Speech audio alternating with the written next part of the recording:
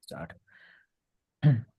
Hey everyone, welcome back to another episode of Pleasure Principles, where we dive deep into the things that shape our lives, the struggles, the triumphs, and the pleasure of truly living. I'm your host Avik, and today I have an incredibly inspiring guest who knows firsthand what it means to fight through adversity and come out on the other side, stronger and more determined than ever. So she is a writer, speaker, illness survivor, and advocate. Her journey through Guillain-Barré syndrome (GBS) transformed her life in ways that she never imagined. So, with millions of people following her recovery story on social media, she's the proof that even in the darkest times, there's light to be found. And so, without further ado, let's welcome to the show again, Holly Francis. So, welcome to the show. Thank you so much for having me. I'm excited to share my journey and talk about GBS today. Exactly. I'm also really very excited to have you here today and talk about this topic, the GBS. I hope you know that GBS is something which is happening in India right now. It's quite spreading a lot. Have heard, So yes. yeah, yeah, it's quite spreading a lot right now. So, I mean, definitely, your story is nothing sort of extraordinary, and I know our listeners are going to walk away with a feeling motivated, hopeful, and ready to face their struggles with a new perspective. So, with this, I'll quickly start. Like, if you can take us back to the moment your life changed, the onset of GPS. So, what was going through your mind when you realized that your body was shutting down? So basically, this was in 2011, so almost 14 years ago now. And I was at home and I was recovering from giving birth. Mm, So I had a C-section with my daughter actually just 3 weeks before. So I was a brand new mom. I was adjusting to life as a new parent, and mm, I was exhausted and tired, and had a C-section, so recovering, and I just wasn't feeling that great. But I mhm, assumed that it was likely just, like recovering from a C-section. I had surgery, and so I'm not expecting to be bounced back immediately. But I was just feeling especially tired and drained and a little bit achy, almost like I was getting the flu. So for a second, I kind of thought, I must be getting the flu. I must be getting sick or something. And then throughout that day, so basically my experience with GBS happened very quickly. So I went from, feeling that sickness feeling and kind of just tired. And then I had a little bit of weakness and tingling going on in my feet and in my hands. And I thought maybe it was just a pinched nerve. I just kind of brushed it off. And then within a couple hours, I had pain in my neck. And then within a couple of hours after that, I was having trouble walking up the stairs. So, I mean, at the time, I didn't think it was anything serious. I just thought, like, what's going on? Like, I don't feel great. And like, why am I kind of weak? I went to bed that night thinking, I'm just going to talk to a doctor tomorrow. I'm just going mm, to try to get a good night's sleep. I'm sure I'll feel fine tomorrow. And I went to bed, but I was in so much pain. And I ended up going online and Googling all these stretches to do because my neck was just in so much pain. And I just tried to ignore it, but I couldn't. And eventually, my daughter, she actually woke up in the middle of the night to nurse. And when I got up to go to her bassinet, my legs buckled and gave out on me. So I was at that point, it was like, okay, something is wrong. I'm having a hard time walking now. I was able to stand back up and strengthen my legs and hold myself up, and I was just weak, but I knew it wasn't something was wrong. So I went to the hospital. I was admitted into the ER there, and the doctor that I saw said, yeah, you're very weak. You're losing a lot of strength in your hands and your legs. And, we talked about my medical history, and he said, I think you may have this rare disease. mm, And I remember just being so shocked. Like, it was like, what do you mean? I'm healthy. I just had a baby. I've never had any illnesses before. And he's like, yeah, like you need to be admitted to the hospital, and we're going to see how long you'll be here. We don't really know. We can't really predict how severe this case will be. So they explained to me about GBS and they said, Guillain-Barré syndrome. And I remember at the time I couldn't even pronounce it. Most people struggle with it and call it just GBS. And I learned more about it. And I learned that, it's this rare autoimmune disorder that affects the peripheral nerves. And basically what it's doing is it's Mm. causing weakness and potentially paralysis. So I was admitted to the hospital and my family came there. They brought my daughter there to be with me. And I very quickly realized, my case was going to be a severe one, and the paralysis spread through my body like wildfire. And within 72 hours of my very first symptom, the paralysis had spread up my body, up to my diaphragm, affected my breathing. And so I was rushed to ICU and put on a ventilator on life support. Mm. I understand.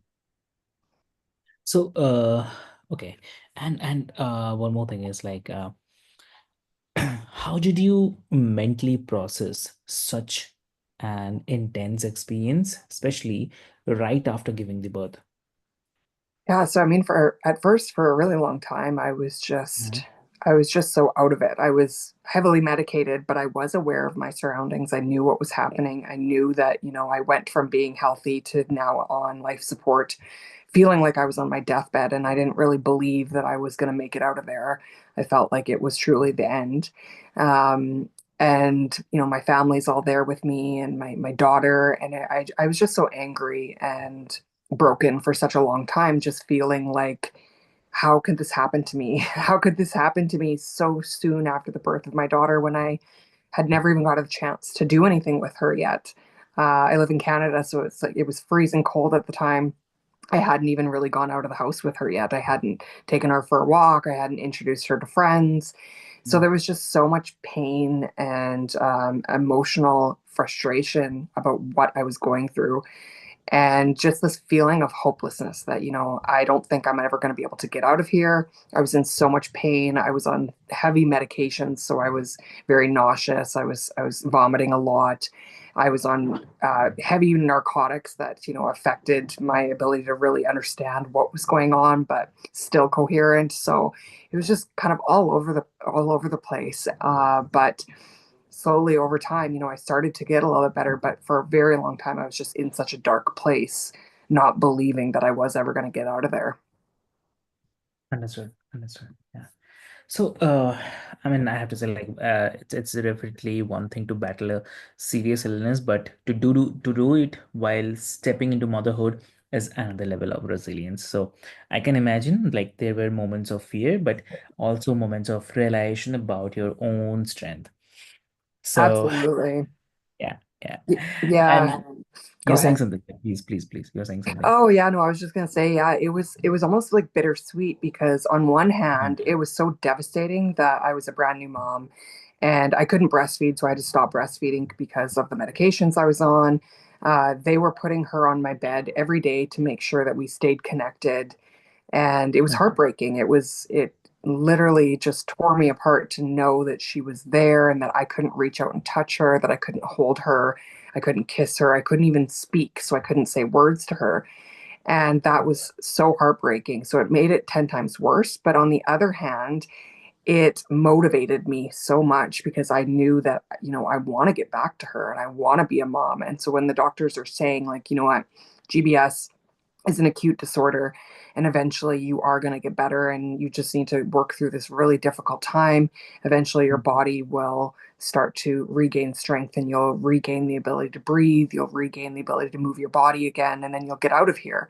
And Mhm. knowing that, and eventually meeting another GBS survivor to see that there are people that recover from this disease, and knowing that my daughter was waiting for me, that was just the huge motivation for me to keep going and to keep fighting. That's a really, really great one, yeah. And I mean, after surviving GBS, you had to rebuild, like physically and emotionally. So, what was the hardest part of rediscovering yourself? The hardest part was, I mean, physically. I had to go through intense physiotherapy. I had to learn how to breathe. That was the hardest part of my entire journey, was getting off the ventilator. So I had to practice. And when I would go off, it felt like I was like underwater, about to run out of air. and I would be crying and I would be hyperventilating and I would plead with them to put the ventilator machine to turn it back on. And I remember just crying and saying, like, I don't think I can do this. I don't think that I'm going to be able to Mhm. breathe on my own. And they would say, you just have to keep trying. You have to try every day. And they told me that it would take that I had to be able to breathe without the ventilator for 48 hours. And I remember thinking, well, I can't even do it for 30 seconds. And I remember just feeling so broken and just so lost, like I'm Mhm. not going to be able to do this. But I just promised myself, I just got to keep going. I just got to keep trying every day. I got to try a little bit harder. I got to just keep doing it. And so I did. And slowly, 30 seconds moved to a minute to 2 minutes to five. And just gradually over time, these tiny little milestones, I ended up being able to breathe on my own and got off the ventilator. And that was a huge turning point for me because that was this fire in me to it made me realize, how strong we are. I had convinced myself that there was no way that I could do this. I didn't think I could, and then I had. And so now it really made me realize, like we can overcome anything. You may not think you can in the moment, but once you do, you're like, I'm able to accomplish anything. Sure, exactly. And okay, and like adversity often teaches us things that we never expected. So what's the one biggest gift that GBS gave you? Oh, there's so many gifts that I got from it, but I would say that the biggest one is just gratitude for everything. So gratitude for being able to breathe, something that we Mhm. all take for granted for. You don't realize it until you're, having to struggle on a ventilator. Being able to walk, being able to do simple things like when I changed my daughter's diaper for the first time, I was able to strengthen my hands to be able to do that, to be able to take her for a walk, to be able to run again, to be able to work out, to go, do running exercises, work out in the gym. There's just been so much gratitude for simple things that I had taken for granted. Mhm. Mhm. Understood. So, okay, and like so many people feel lost after trauma. The process, I mean, that process of rediscovery can feel like a second birth of the sorts. So, a chance to redefine who you are. So, that's really great. And um, adversity often teaches us things, as I mentioned, like it's I mean, we sometimes never expect. But if you could go back and talk like who was I mean, uh, I mean, what would you tell her? I mean, yourself, I'm saying like, Mhm. because you have diagnosed, right? So what would you, if you go back and you need to tell yourself, so what would you tell her, I mean, to you? Yeah, I would absolutely say, don't ever give up. Don't ever give up on yourself. Keep Mhm. fighting. There's going to be hard days. And Mhm. no matter what struggle it is that you're going through, there's going to be challenges and there's going to be days where you feel like you can't go on. And that's Mhm. okay because that's a part of the journey. And, if it was easy, everything would be easy, but that's not life. And so in my case, it was just keep moving forward, just keep promising yourself that you'll keep trying whatever that goal was, whether it was breathing again, whether it was learning to walk, strengthening my arms.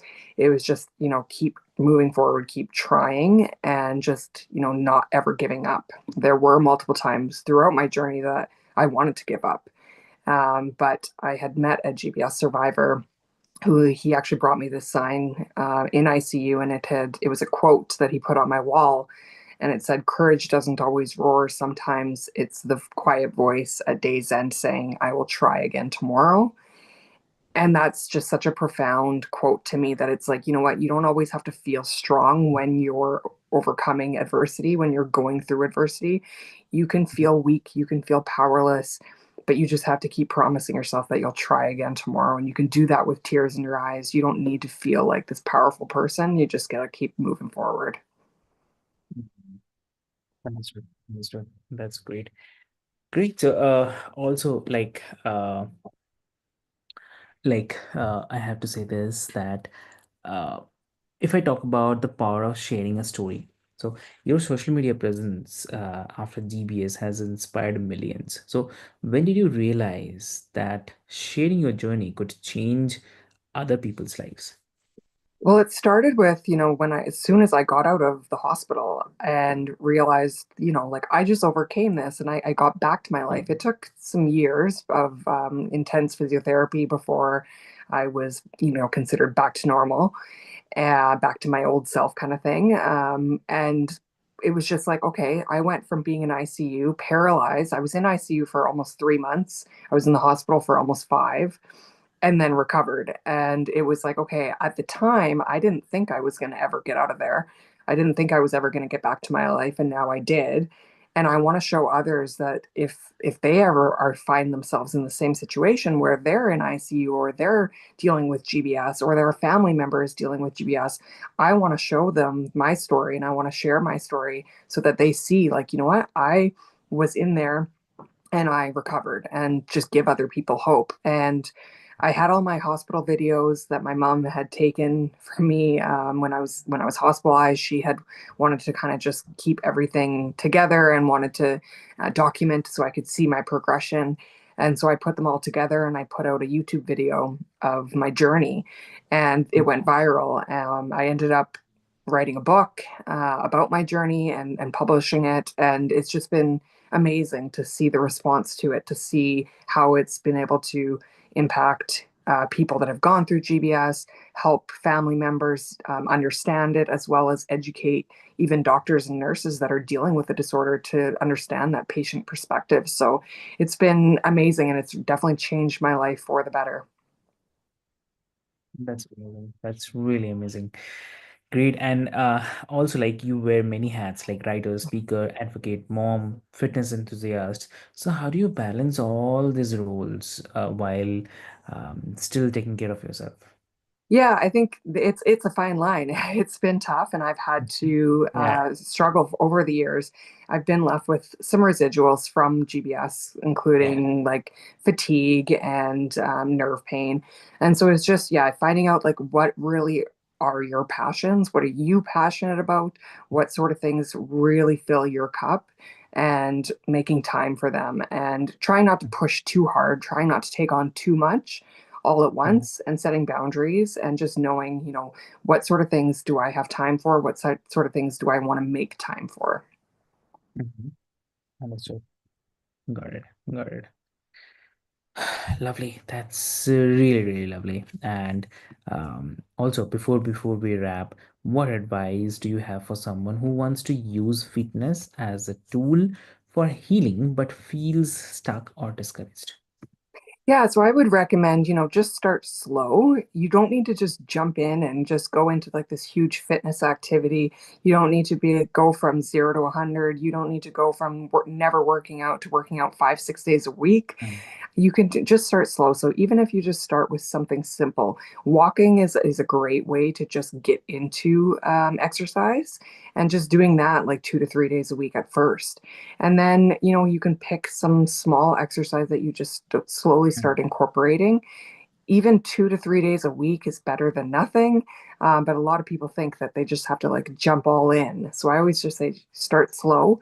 And then another thing I always say is work towards goals of like how you're feeling. Try Mm. to just look at it like, how does this exercise make you feel? How do you feel after the gym? Those are the goals that you want to be going towards, rather than, a physical sort of goal.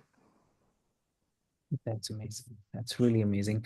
That's really great. And uh, I mean, one more thing. I mean, I just forgot to ask, like, for anyone who is listening right now, who is in the thick of their own battle, whether it's illness, grief, or maybe the personal struggle, what's the one thing you would want them to hear right now? That it's not going to last forever, that this pain is temporary, and one day there you will be smiling and you will get through whatever it is that you're going through, and you'll look back and be like, wow, I overcame that, and you'll be so proud of yourself. Mm. um I always tell people, if they have recently gotten through something, is to Mhm. try to look for the gifts. So for me, I mean, like I've already said, I found so many gifts. One of those is that I'm so much closer with my daughter than I think I would have been had I not gone through this, just because it gave me so much gratitude for our relationship. So that's a positive. Obviously, a negative from that is that I lost out on the first 6 months of her life. I was in the hospital. I couldn't raise her. But I choose to look at the positive. And so that's kind of what you have to do. You have to really look for those. Sometimes you have to dig deep for those positives, but focusing on that rather than the negatives. That's great and lovely. So, Holly, I mean, this conversation is really, really powerful. And I have to say that your journey is a reminder that struggle doesn't define us, what we do and what it does. So, for everyone who is listening right now, or maybe listening, if Holly's story resonated with you, make sure to follow her and grab her book, Life Support. And remember that no matter where you are in your own journey, or you have the strength to keep going. So, if you have loved this episode, share it with someone who needs a reminder that they are stronger than they think. So, with this, subscribe, leave a review, and join us next time on another deep, real, and inspiring conversation on pleasure principles. So, until then, keep seeking joy, keep pushing forward, and remember that pleasure isn't just in the easy moments. So, sometimes it's in the fight to reclaim your life.